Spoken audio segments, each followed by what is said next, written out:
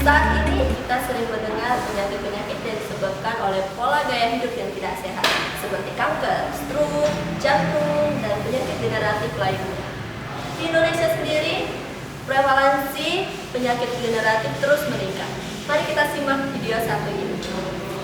Tahukah Anda, 7,9% dari jumlah total kematian di seluruh dunia disebabkan oleh kadar kolesterol yang tinggi dalam darah. Kolesterol yang tinggi dalam darah jika dibiarkan lama akan menyebabkan plak kolesterol yang akan mengendap pada dinding arteri yang lama-kelamaan akan menghambat aliran darah, dan ini akan meningkatkan resiko terkena penyempitan arteri atau aterosklerosis yang akan mengakibatkan berbagai penyakit mematikan seperti serangan jantung dan stroke. Siapa saja yang perlu waspada terkena kolesterol yang tinggi dalam darah? Anda yang sering kesemutan, kaki sering kram atau nyeri, rasa sakit pada sendi, sakit kepala hebat atau migrain yang sering kambuh, sering merokok, Anda yang sering begadang, jarang berolahraga, berat badan berlebihan atau obesitas, mudah lelah dan cepat mengantuk, serta Anda yang sering merasakan nyeri atau pegal di bagian tengkuk, kepala terasa berat sesaat setelah Anda makan makanan yang menyebabkan kadar kolesterol tinggi, seperti seafood, makanan bersantan, dan berlemak. Waspadalah, kadar kolesterol yang tinggi dalam tubuh Anda.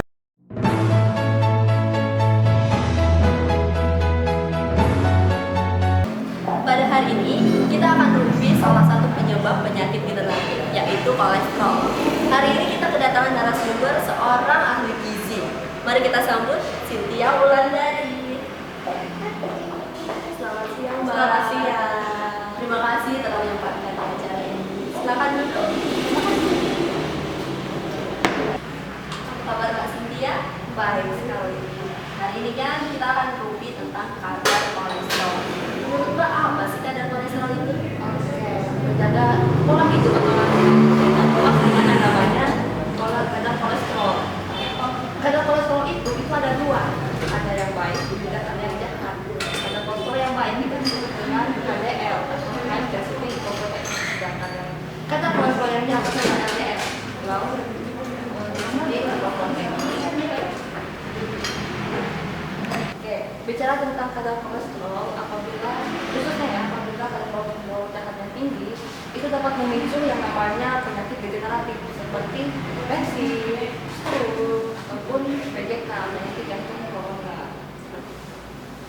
Jadi di usia muda seperti kita ini dapat terkena penyakit seperti itu juga? Tentu saja bisa. Oleh sebab itu, mumpung kita masih muda, sedini mungkin kita dapat mencegahnya. Jadi di usia muda seperti kita ini dapat terkena penyakit seperti itu juga? Tentu saja bisa. Oleh sebab itu, dari kita usia muda ini kita dapat mencegahnya sedini mungkin supaya kita tidak terkena kolesterol tinggi tersebut. Kadar kolesterol juga itu tidak lepas dengan namanya pembuluh darah. Kenapa? Jika kadar kolesterol tinggi, itu dalam pembuluh darah akan terjadinya penumpukan zat-zat lemak tersebut, sehingga terjadinya penyempitan pembuluh darah, sehingga seperti yang saya jelaskan tadi akan mengakibatkan penyakit degeneratif seperti hipertensi, stroke ataupun penyakit jantung koroner. Untuk lebih jelasnya, kita demonstrasikan saja bagaimana terjadinya penumpukan plak-plak itu dalam pembuluh darah. Oke, kita akan mendemonstrasikan bagaimana sih dampak buruk kolesterol bagi tubuh kita oleh Mbak Cynthia.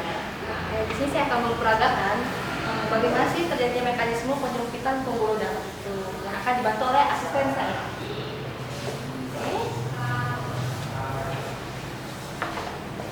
Oke.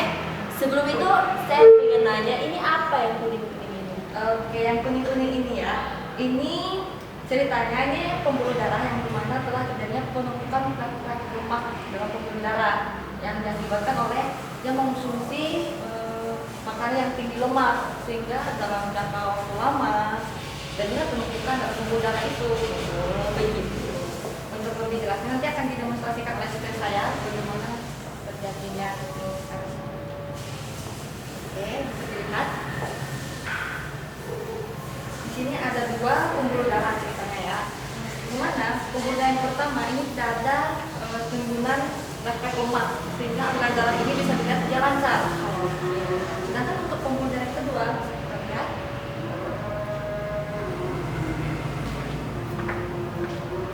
terjadinya penumpukan lemak ini dan aliran darahnya tidak bisa lewat, sehingga terjadinya penyempitan pembuluh darah ini diakibatkan dia konsumsi makanan yang lemak jahat itu semakin tinggi, sehingga aliran darahnya tidak bisa lewat, sehingga jadi penyempitan.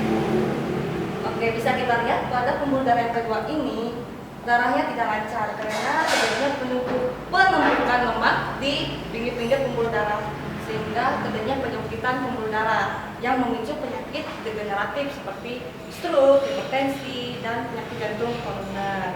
Seperti itu ya. Oh, seperti itu. Terima kasih atas demonstrasinya. Ya, terima kasih kepada Pak Asisten. Dan silakan kembali berdengarkan.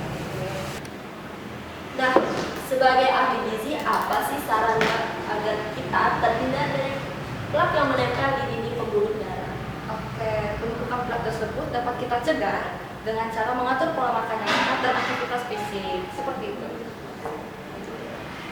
Di sini agar lebih mudah. Nah, di sini saya ada games. Nah, di mana ini adalah bahan makanan yang tinggi kolesterol dan rendah kolesterol. Untuk lebih mudahnya, saya ingin meminta bantuan kepada penonton yang ada di sini. Mungkin penonton yang sebelah sini? Oh, tidak ada. Mungkin di sebelah sana? Oh, Mbak yang baju biru, silakan. Tolong maju ke depan. Ya. Dengan Mbak siapa, Mbak Anis? Mbak Anis. Oke, Mbak Anis. Di sini ada gambar ya, bahan makanan yang sering kita jumpai ya, tinggi kolesterol dan rendah kolesterol. Mbak Anis mungkin bisa membedakan yang mana tinggi kolesterol dan rendah kolesterol? Yang mana tinggi kolesterol dan rendah kolesterol? Di sebelah kanan itu rendah kolesterol dan sebelah kiri yang tinggi kolesterol.